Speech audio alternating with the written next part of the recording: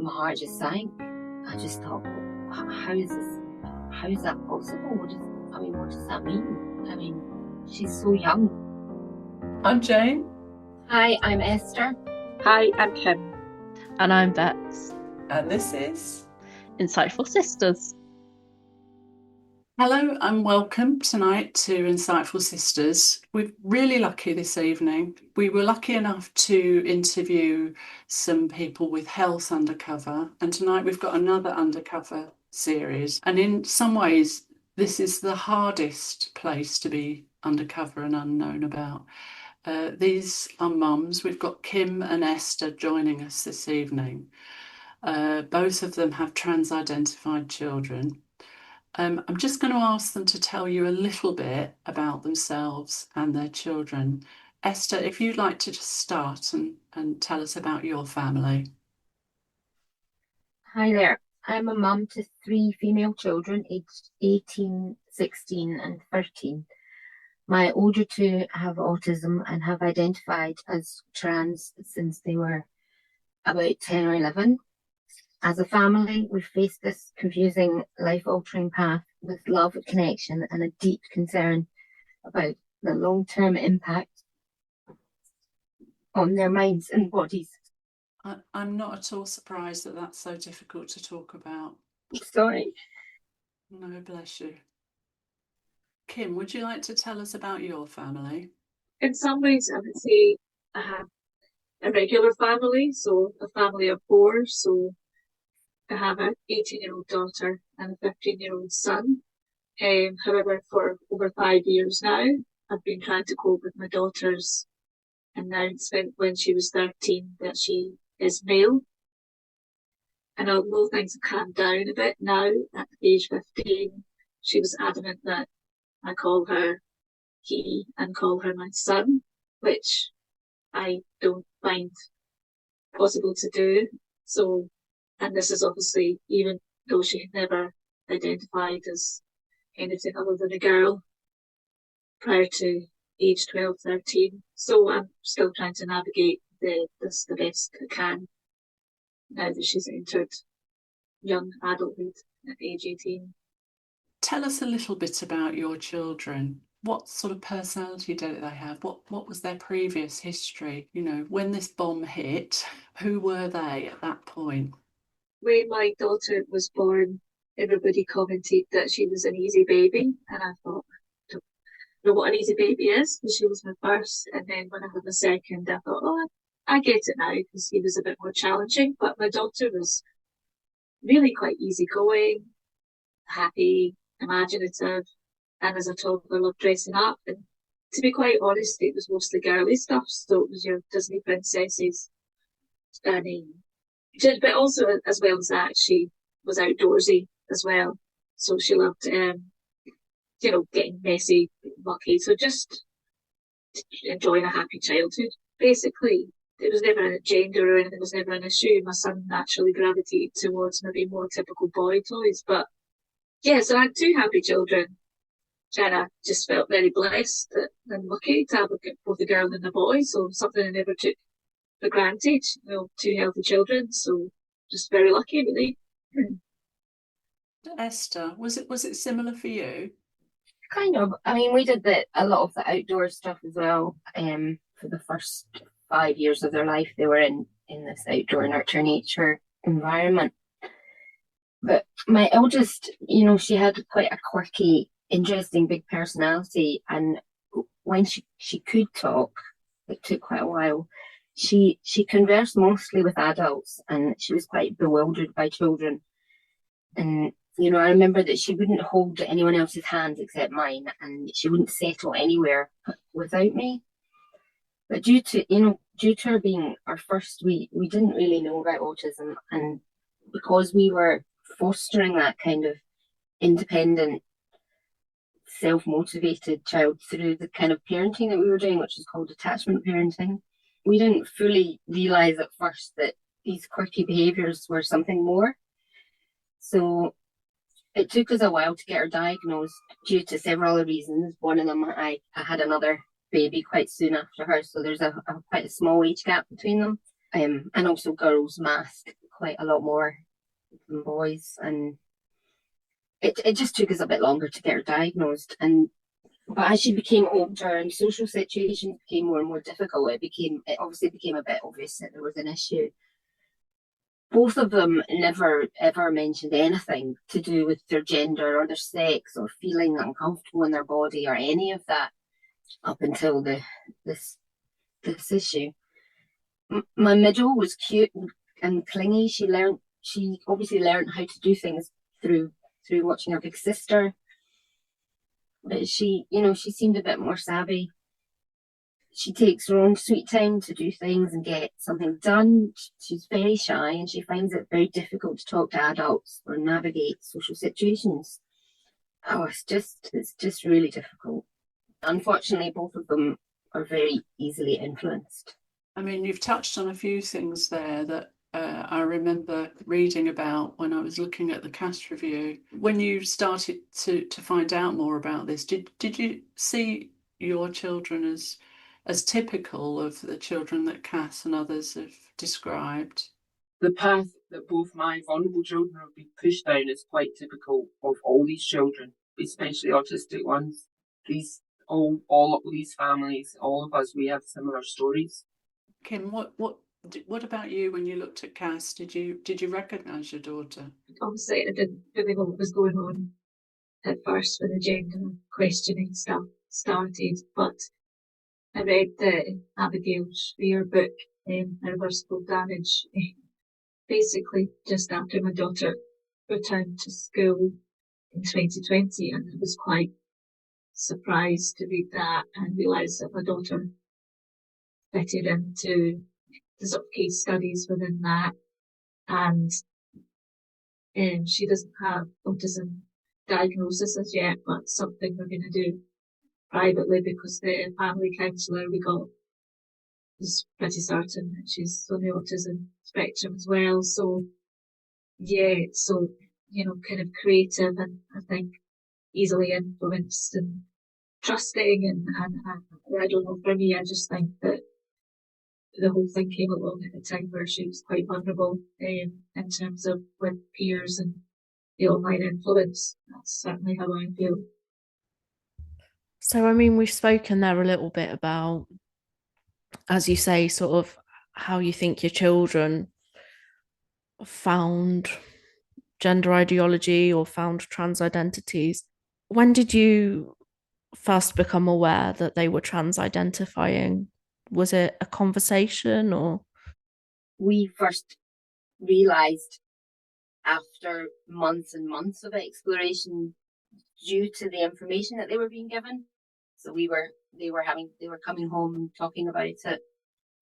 My eldest was at the high school and she joined the Pride Club. It's an awkward, vulnerable children questioning their identities and being told all sorts of pseudoscience nonsense. But we supported them as best we could. And due to their autism, they both were very keen to talk about it. We talked about it for months and months and months at the dinner table. My eldest would come back with a different topic. She'd been told about in her Pride Club. She'd come back with a different identity every week. So at first she was gay, then she was lesbian, then she was non-binary. And she was non-binary for a very, very long time. And she wrote that on her door and with the usual script, you must call me, you must address me as this and this is how I am. So it was very difficult. There was a lot of discussions. There was a lot of fights. There was lots of just trying to understand what was going on, really, trying to talk to them. We at first, because, we thought that we were supporting them, we got them all the badges and we got them all the flags and we took them to Pride. It just went on for a very long time because it was one of their interesting specialist autistic subjects because it was being given to them all the time at school and it was being given to them all the time online. It started off as exploration, it started off supportive, but then things took a really dark turn. Yeah. So it sounds like, it started off with, as as young people do, trying to come to an understanding of themselves and of who they were, and you were supportive. And I think what most parents would expect was that pride groups and, the sort of support groups that are set up for children in schools and family spaces would be a good place for them to get information and to explore that deeper. Do you remember the moment that you sort of realised that what they were being fed was harmful, or that it actually wasn't helping them? Well, yeah.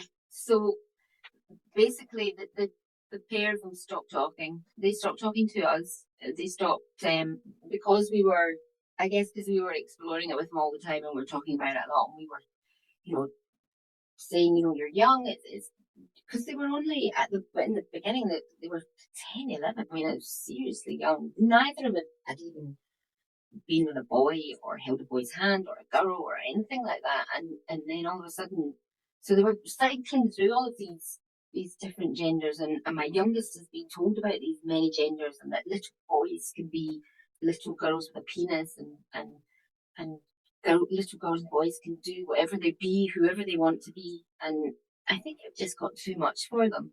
I mean, it became too much for us at home, and we were fighting a lot about, because they wanted to change their names, they wanted to change their pronouns, and these are like they're huge decisions that are very important to families. And obviously, you decide your child's names through love and time and care, and they just want to go, no, God, this is my name now, and if you don't use it, then you're an awful person. I hate you. So yeah, there was traumatic times during that, and we compromised, but yeah, that's how we found out, because we were cycling through, discussing it non-stop, and then they stopped. That kind of stopped. They became very secretive.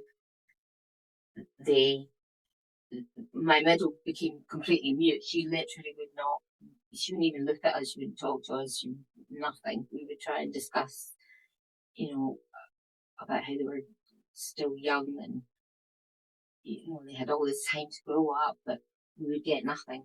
And then they started self-harming, and that's when we realised that there was something else going on. Something had taken a dark turn, basically.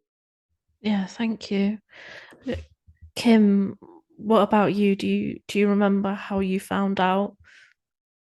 Yeah, so my daughter was at secondary school and her friends had gone to different schools, and was a wee bit worried how she was settling in, but she seemed to have made a couple of friends, and things seemed to be going okay. Anyway, so she had not long turned 12, and she told me that she had something to tell me. And to be honest, I thought it was maybe her period, although I didn't think she'd had that yet. So, something to tell me. So she told me she was bisexual. So I was a wee bit surprised, but I was like, well, that's okay. And we didn't really discuss it much in that, because at 12, it's really quite young. And I did notice by the May that she had, May, June time, she had Pride marked up on her calendar, and was a little bit surprised, and she face painted that and sat in the garden. It's like, right, okay, fine, no problem. You're pretty open-minded, pretty non-judgmental. Let's just see how things develop. So in the autumn, she had something to tell me again, and this time it was, I mean, this was 2019, so a few years back, but she said in the autumn that she was non-binary, and she would be quite polite about it, but she preferred to be known by this new name and they them pronouns. And despite working with children, I hadn't heard of non-binary at that time, late 2019. I think that was just when it was all kind of started becoming a thing, to be honest. So I was a bit surprised and a bit perplexed by it. So rather than fully trusting my own instincts on it, I asked around for advice and got various bits and bobs of advice, because she was really adamant, about wanting to be known by this new name and pronouns, and it just felt a bit strange, obviously. So, but most people sort of tried to say it, and maybe just because, as I say, people that I surround myself with were all quite non-judgmental, and people were saying, well, tell me, just a phase, and just go along with it, and sort of people pointing out the reverse psychology type thing that if you don't go along with it, she'll just press more. So I was like, so I tried to be quite kind of like, okay, whatever, and she got her dad to order her badge that said they them, and I think there was a T-shirt that said they them and whatever. But the name thing was becoming, she just wanted us to call us this new name. And I was sort of being told, just give it a go along with it. So, we've seen what happens. But early 2020, similar story that things took a sort of darker turn, the behaviour changed, and just coming angry outbursts. It's just almost quite an emotional child, but I thought, okay, well, this is the hormones, this is the teenage thing kicking in. So I thought, well, we'll just have to see how this developed. But she was changing her look to shorter hair. She wanted to get, a buzz cut. And the way I felt about it, it's express yourself however, you want to, and you're going to explore your identity. That's normal for that age. So quite happy for her to explore her identity. And she's a very creative person, so going with the flow a bit, but quite concerned about the behaviour. And then there was, it was getting a bit extreme. But yeah, she started to not come out of her room, and curtains closed, and the self-harm. So I was horrified by that, upset. And around about this time, she'd started going to a youth group for LGBT. And I was like, well, better that you go to something like that, meet people in real life, then, because I was a bit concerned about what she might be accessing online. So she went to the group, but the youth worker there, I was really kind of shocked into sort of silence. He asked for her new name and a dead name, and that was the first time I heard that term, and it kind of, so it feels like almost like this was too late at this point, because, and also the other thing she did was join a WhatsApp group. So when it went into lockdown, I don't think she was linked up with other young people who are maybe also in quite dark places around about this time, just before, just kind of about February 2020, she had something to tell me again, and it was to tell me that she was trans. So that was when she told us that. She'd already come out on Instagram to friends, and she said that when she passed as a boy, she felt euphoric, and when she didn't, she started talking about having dysphoria, gender dysphoria, and she wanted to be known as he, him. Gosh, I mean, what was your reaction to that when she told you? I mean, by this time, it sounds like you'd already started to realize that something about this was harmful to her. How did you feel in that moment? Yeah, just concerned, because I think when she told me that, and I think trying to word this the right way, but I think people have changed. At that time, she very much was saying, I've been born in the wrong body, I'm male. So she was upset by this.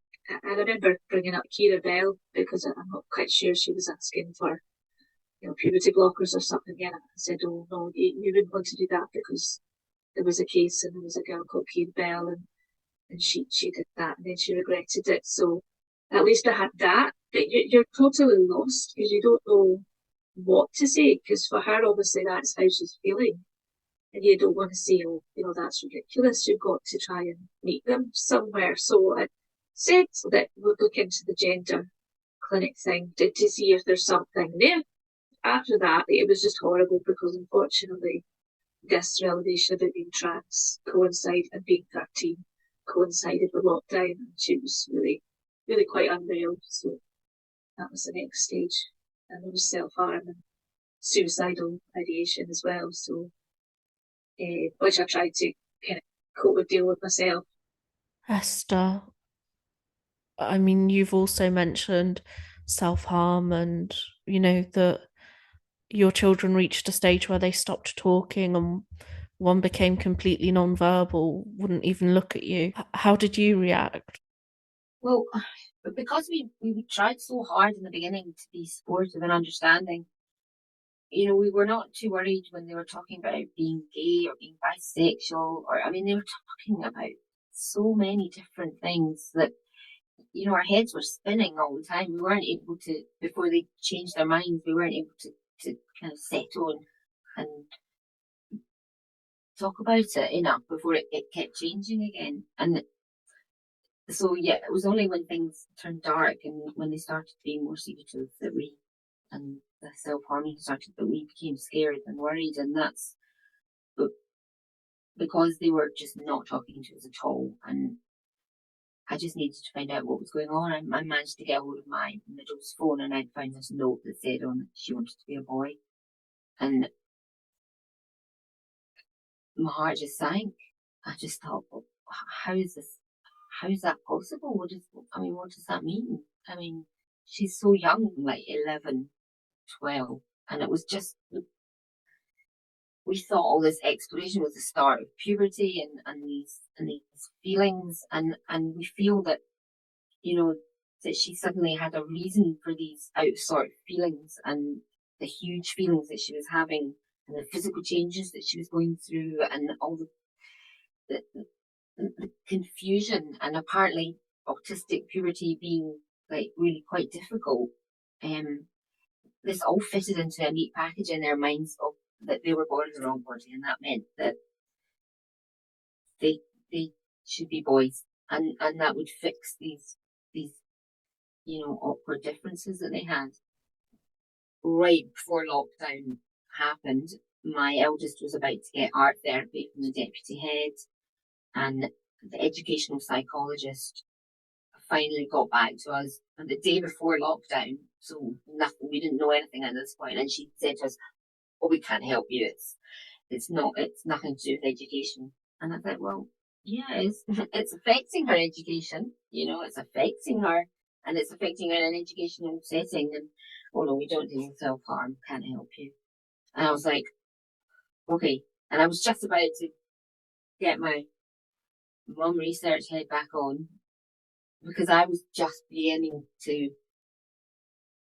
start to realise what was going on with this gender identity ideology and what it actually meant, and like where things were heading. So then the lockdown happened and everything just stopped. Even whilst trying to be as supportive as possible, by letting them explore certain boundaries, there were certain things that we just couldn't do, and the name changing pronoun was one of them. But we compromised for when they went back to school after the first lockdown. I think it must have been, and because the school said to us, "Oh, make it just like also known as." It was so benign. It was like, oh, it doesn't mean anything. It's just also known as. It's nothing. But like the second that happened, the second their names were changed, that was it. Their other names were gone. We never heard them again. And they changed the pronouns without asking us. We didn't know that they'd done that. And it took us a very long time to roll that back. So our first reaction to the whole exploration of their bodies and their sexuality and everything was to try and be supportive and open. But when things turned like scary, dark, we couldn't, and my gut, and I knew that there was something not right about this. It's just harrowing. And I think, you sort of mentioned there about the school and them sort of saying it's not to do with their education. I mean, when something is going wrong with your child, I think naturally a lot of people sort of look to the school to be involved and to support because they have resources. We didn't realise at the time that most of this was coming from the school, where most of it was coming from. So we didn't know that it was being fed to them at that point. We didn't realise during lockdown that how bombarded they were getting with it. It was literally, on their phones on every platform it got this glamorization of trans and this glamorization of top surgeries and with all these euphoric children who are taking this drug now. And we had no idea about any of that at the time. But looking back, it all makes sense how it was so easy for them to be influenced. How was it in terms of your experience with professionals? So, I mean, you've sort of spoken about the school. Did you find any sort of support through professionals or services? I mean, that's the thing. It is such a long story. In some ways, it feels crazy that I'm talking about something that started early. Well, really, it started in 2019 and it's 2025, and still trying to get people to listen. So it's nice to have people listening now, because May 2020, when I go to the GP also was pretty clueless. And I was asking about a binder because that was the elephant that was constantly hearing, I need a binder. I need a binder. And I was like, what should I do about that? You don't know who to go to for advice. And the GP did say, well, a sports brand type thing will be fine, but probably nothing that puts pressure on anyway. So because of the suicidal ideation, the GP did make the CAMS referral, but as a child and adolescent mental health services referral, but as you know, that's a very long list. So obviously we heard nothing for a long time. So meanwhile, my daughter, after having gone from being quite independent at age 11 or 12, travelling by bus to secondary school, and a very active, healthy child, was now hardly able to leave the house. And obviously I was, how is she going to be engaging to school?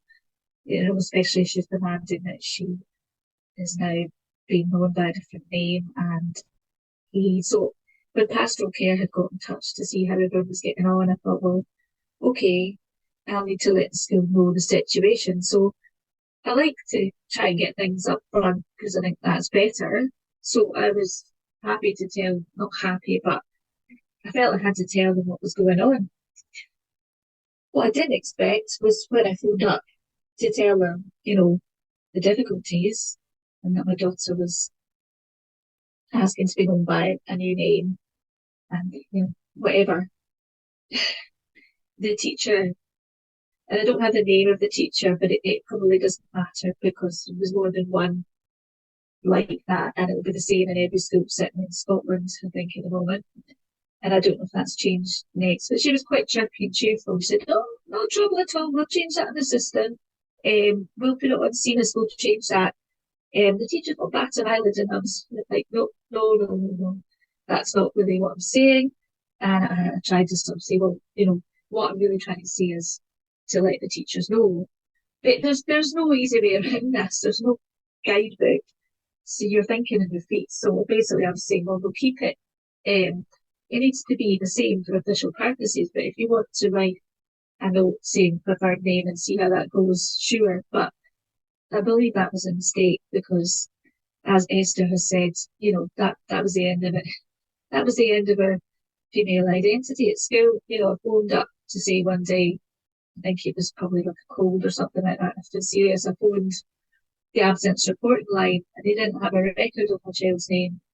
And I was like, oh, right. So I had to say the new name. And after that, pretty much all correspondence was in the fake name and pronouns.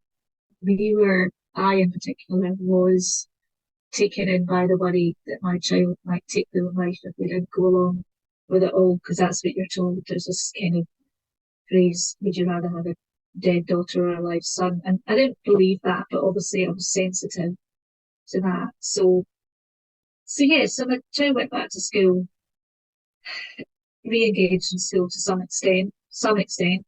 She used to be a good student and that never really returned at school. So she went under this new identity.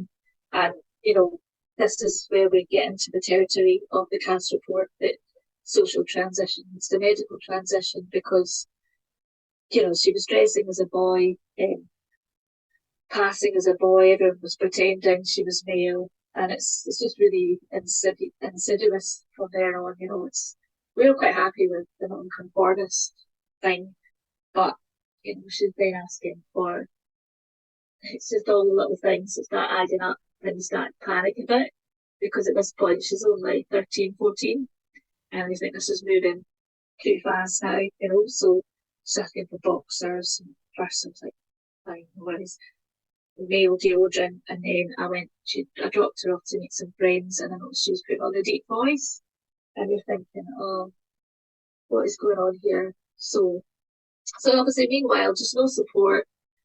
School just acted like, yeah, no problem at all. We'll just change their name, and they're, you know, to be fair, so she got some counselling through the school, but I never really I tried to give her that. You know, she's a young adult now, and this is where I think it was a mistake to be so like that.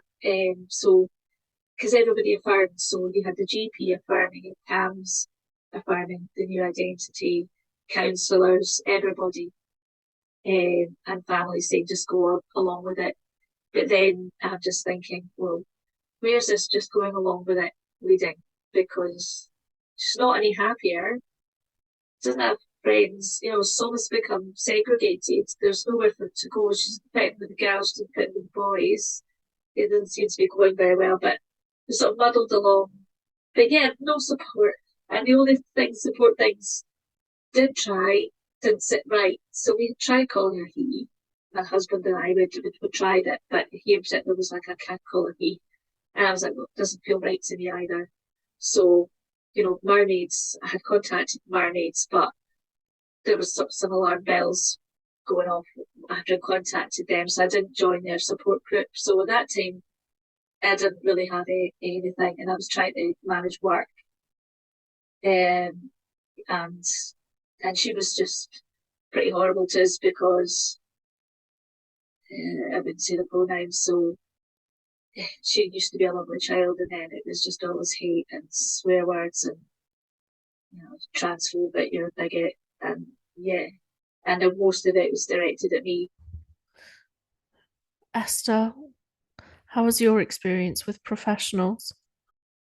After thinking we were going to get help with the school and with the educational psychologist and those falling through, and then lockdown and nothing happening, and the kids were getting worse, we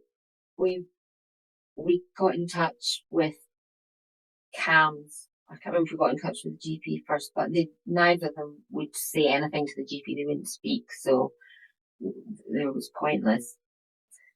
But CAMS did a mental health risk assessment for them both. And because my eldest was already on their system, because that's where she had her diagnosis, so they already knew her, and they already knew that there was nothing gender related in her past. So they offered her anxiety workshops, but my middle didn't qualify for anything, because they said she wasn't, I don't know, like, she's not traumatized enough. She's not unwell enough. And I'm removing blades and sharp objects from their rooms daily, weekly, wearing suicide watch, and I'm thinking, well, how much worse does it have to get? But it got worse. So we, whilst the eldest got these anxiety workshops, and then she got something else, and she was given therapy with this woman who offered my husband and I family therapy. So they were going on at the same time. We thought the family therapy would eventually lead to all of us coming together as a family and discussing the situation and trying to deal with it as a family without, having different views, and that's okay, and we can all coexist and live together because we're family, and that's important. So that's where we thought we were heading. So we had this therapy with this woman. I mean, it was in depth. It was she drew our family tree. She found out about generations of health and mental health and jobs and everything. I mean, everything. It was so in depth. It was so in depth. We talked about our religion. We talked about how important names were in our religion and how we only change names if you've been really, really, really unwell. But one day we came in and she said that she was going to refer us to social services. She said, we're sending you to social services for not affirming your eldest's he, him pronouns. And we said, is that exactly why you're doing it? Yes. And it's called unintentional emotional abuse. And we were like gobsmacked, could not believe what was happening. And we tried to speak to this woman and she, to try and find out how this could have happened and, what did it mean for us? And she said, she put her hand on her heart. She goes, I feel it in here. I have to do it. And I was like, no, you don't. You know us. She even said, we know you're a close, loving family. You can see that you're very well connected with each other and it's very important and your religion, blah, blah, blah. But, and they did it. And we were just floored. After that, the whole entire family, we just stopped talking about it. We stopped arguing. We stopped mentioning it. We just left it as a school with the name. We kept the name. We were like this island of reality and in a sea of affirmation because, as Kim says, everywhere in the whole of society, the school, the doctor, the opticians, everywhere, they all affirm. No questions asked. Oh yes, of course, young man, come on in. And we were just so gobsmacked that she treated us this way and so single-mindedly decided that we were emotionally abusing our children because we wouldn't affirm a he, him. I mean, it really was that, down to just that. So we had 7 or 8 months go by where we hear nothing. We don't know what's happening. We're on stressed out of boxes because we don't know if they're going to suddenly turn up at the door. We just don't know what's going to happen, and we're trying to get support in the background from social workers like Maggie Mellon, and we were trying to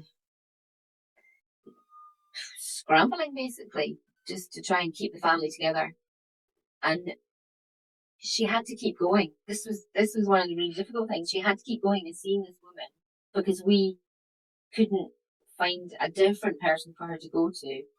Because everybody is just captured in Scotland. It's really hard to find a therapist that wouldn't just automatically, they wouldn't consider anything else about it was all just automatically, oh yes, that must be right. You are, well, of course, you've been born in the wrong body. Of course that happens all the time, It's happened for centuries.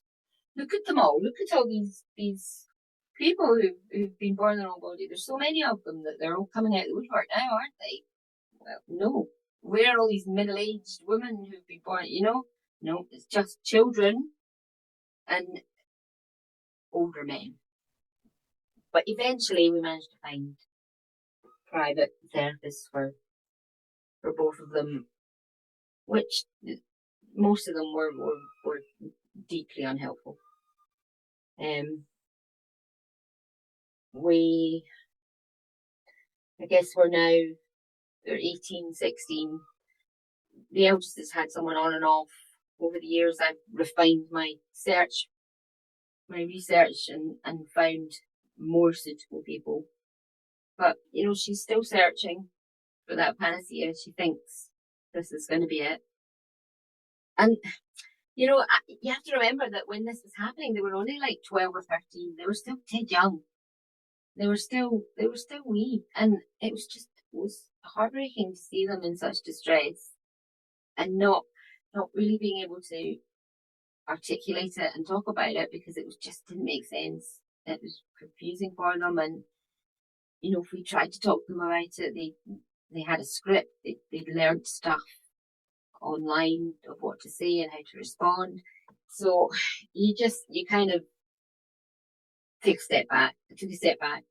And after the social service thing, we just didn't talk about it at all for a very long time. And we rarely talk about it now. So it's difficult because I don't know where they're at. I think they're still on the path. But you don't want to bring it up because it's traumatic. It's traumatic. So professionals.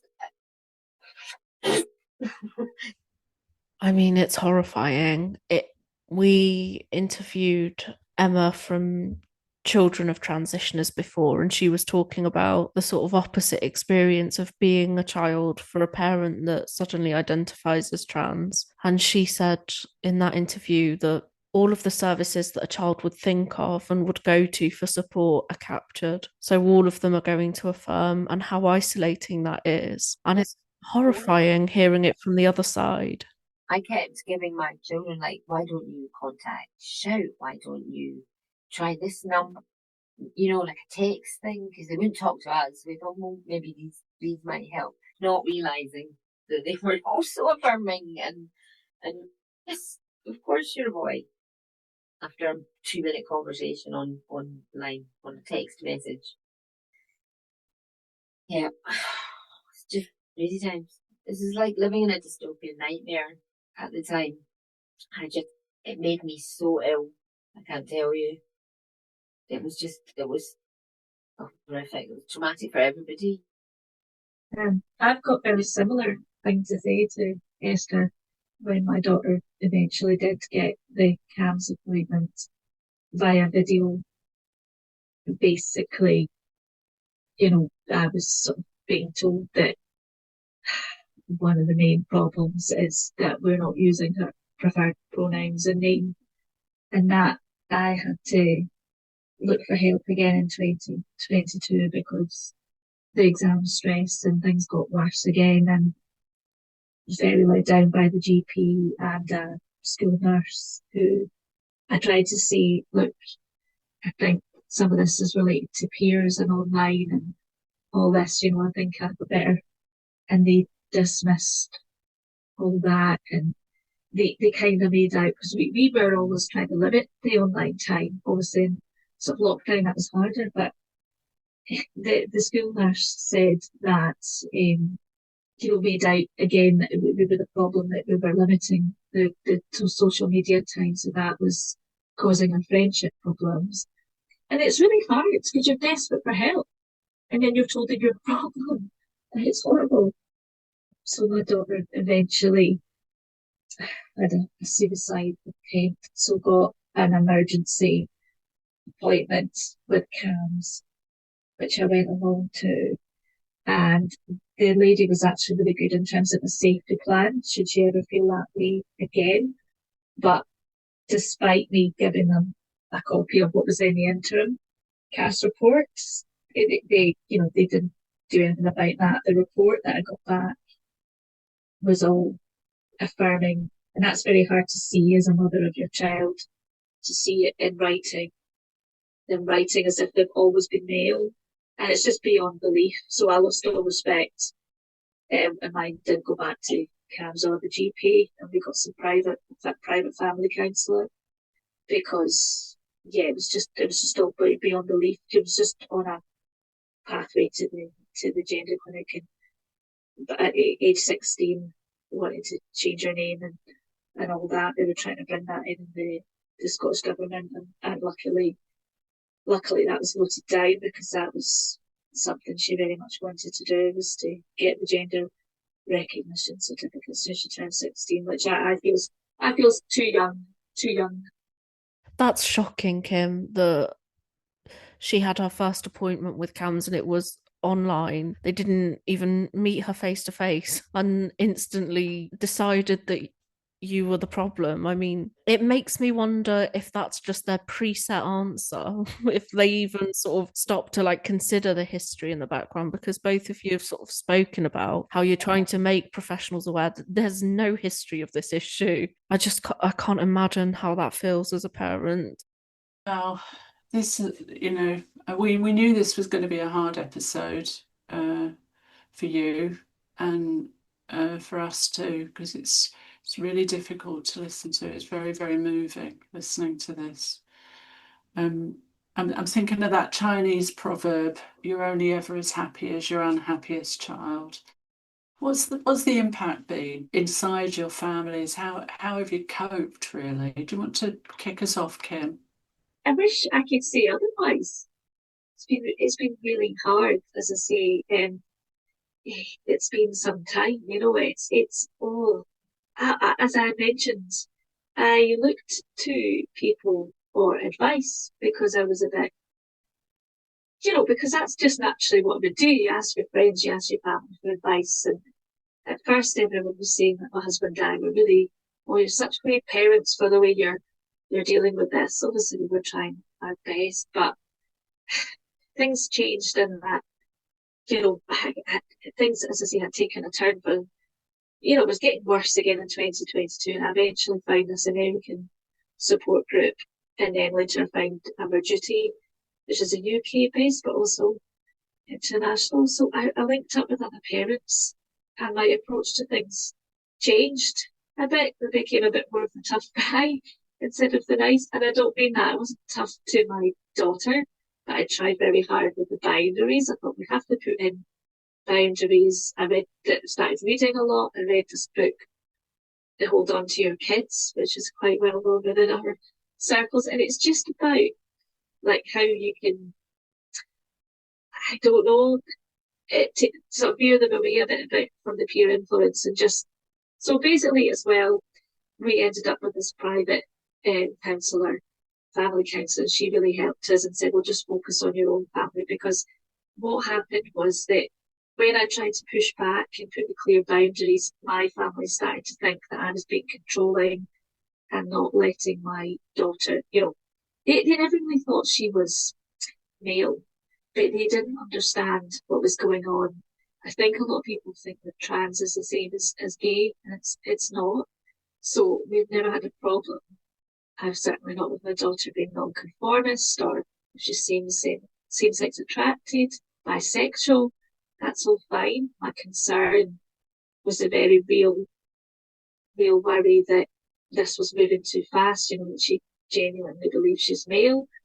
She started to talk, there was not really any focus in school. It was totally fixated on going on T and getting top surgery, so getting testosterone and going top surgery. So this was why I was trying to push back. This was why I was all hands on deck being mum. But I just don't think they understand it. And it is very hard. My focus is my husband and children. That's my focus. Because obviously I've got a son as well, and this has affected him. So other wider family relations that can wait to some extent. I've got to focus, on the kids. But I do believe that they're doing a bit better now, so that's something. But it's caused a lot of problems within the family, rifts, because I tried to sort of push back and say I don't think they should be calling her this name, and it's really just about I don't agree with the term dead name, so I'm trying to, as much as possible, allow it so that if she wants to walk things back, she can, because at the moment she's basically somewhere in between, still trying out two different identities. So I just feel like this is something that's going to take a long time. But yeah, it has an effect on the whole family, and her younger brother as well. It's been difficult for her because they went to the same secondary school. So hard for him to have a sister that then says she's now her, his brother. It messes with your head, and it's completely impossible to navigate, as I'm sure Esther would say. It's the impossible, and especially upsetting when everyone around you, the school, the GPs, and even your own family, think you're the bad guy. So yeah, pretty impossible. Financially, this has been difficult as well because I chose to give up work mostly because my daughter, she couldn't attend school anymore. She's missed a lot of her education. She didn't really go back to school fully after lockdown. I was thinking about that when you were talking earlier about the school nurse, and I was thinking, school nurse, okay, they've got a nursing qualification possibly, and then they've done what? An afternoon on gender identity. They won't have read the Cass review. They won't have read Abigail Schreier. You two and other mums have made yourself experts in this, and you're up against professionals who don't know as much as you do, who feel they can advise you. It's just dreadful, and I hope that one of the things that happens with a podcast like this is that a few school nurses get to listen to it. Anyway, Esther, we'll move across to you if we can. So you've got 3 children and 2 of them are trans-identified. So what's the impact been like inside your family? What about the broader family? How supportive or not supportive have they been? So with extended family, we've hardly spoken about it because they don't really fully understand what's been happening. We try to explain, but people, I mean, it's beginning to change now, but people just didn't realise. They just didn't realise about this side of things for children. They just didn't know. They don't know that it's happening. They didn't believe it was happening.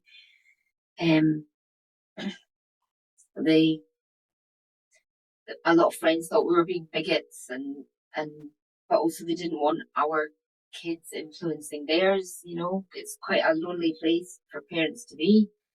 I became like a completely obsessed mother. I was researching as much and learning what I could all about this gender identity ideology, and I was trying to like sound the alarm bells, and I felt like Cassandra, and nobody would was believing me. It was dreadful. It was like some kind of Black Mirror type.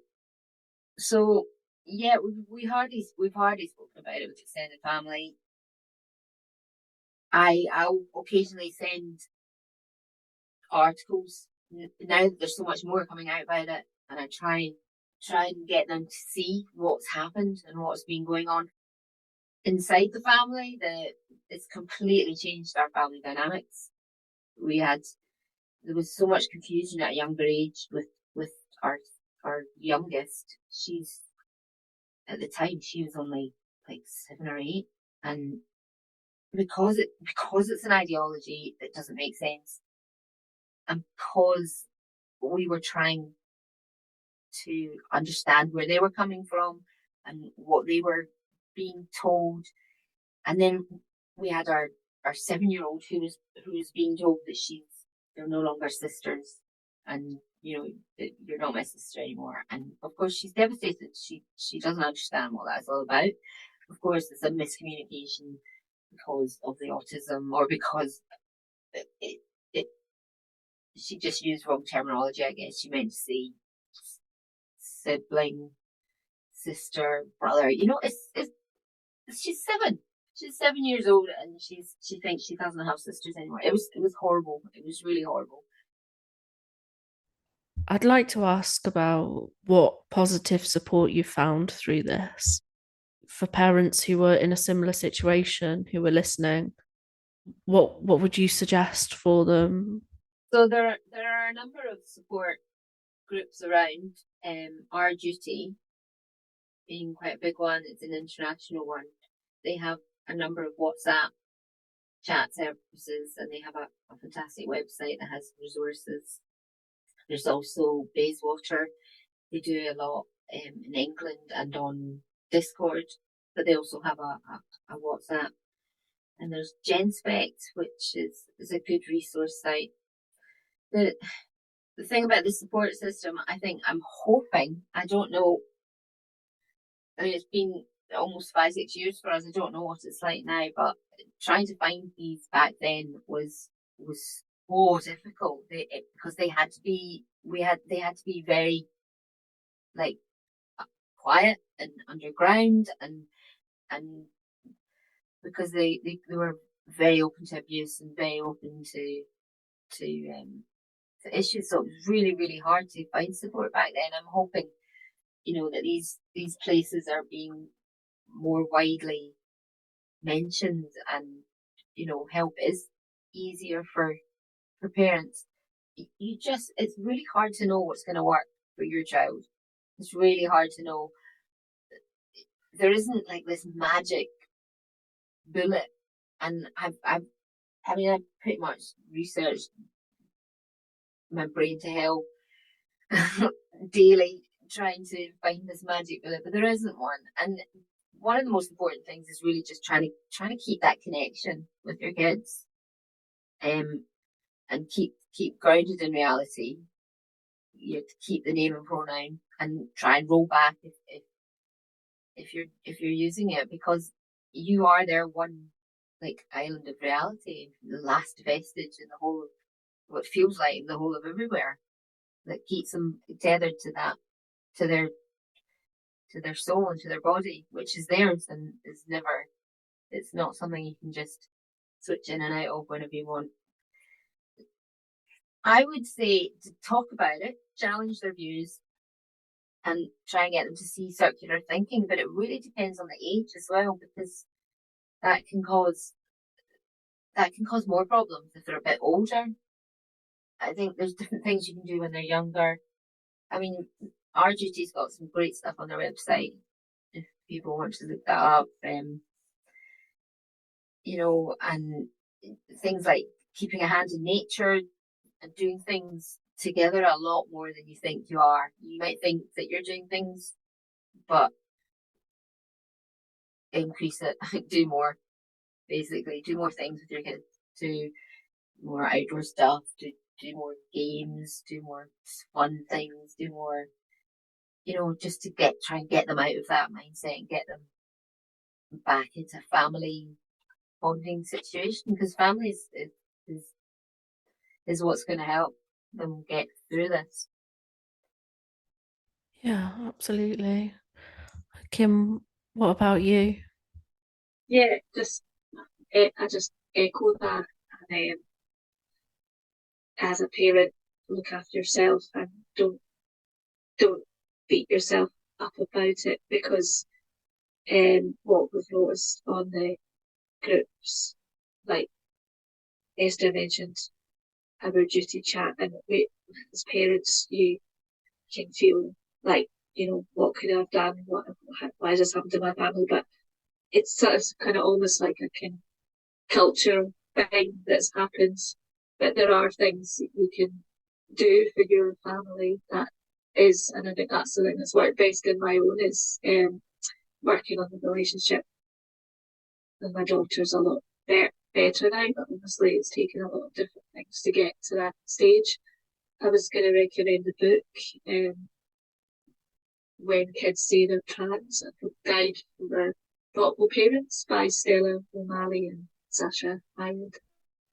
I've had a look at it recently, and it does kind of cover the different age groups. So once your child is 18 or older, it's a bit trickier to have that influence. If you're a bit younger, there are different things that book's quite good to dip in and out of for advice. They also have a podcast that, I wish I'd discovered back in 2019, and it could have been a different story, but you live and you learn, so just take things one day at a time. I'm glad to hear that you've both found support nowhere near as much as there should be, and certainly not from the services that should be providing it the best. But I'm glad to hear that you've not been alone with all of this. I think we come on to our final question now, which we ask every episode. And that's about if you have a woman of the moment or a voice that you would particularly like to sort of uplift or feel that deserves more attention. So yeah, one of the people that is perhaps obvious, but without her, where would we be? J.K. Rowling is doing amazing things, and it's not necessarily easy for her. It might seem like, I'm sure it's not, and she's making it clear there's a difference between fantasy and reality. You know, you can't change sex. And the other person, from a personal point of view, is it was an amazing thing when in late 2022, Ash Regan sort of stood down from her role in SNP and said, I can't vote through the gender recognition bill because it's against my conscience. And I don't know, I just felt like I could breathe a bit for the first time in ages because I was like, somebody standing up and saying this is not okay.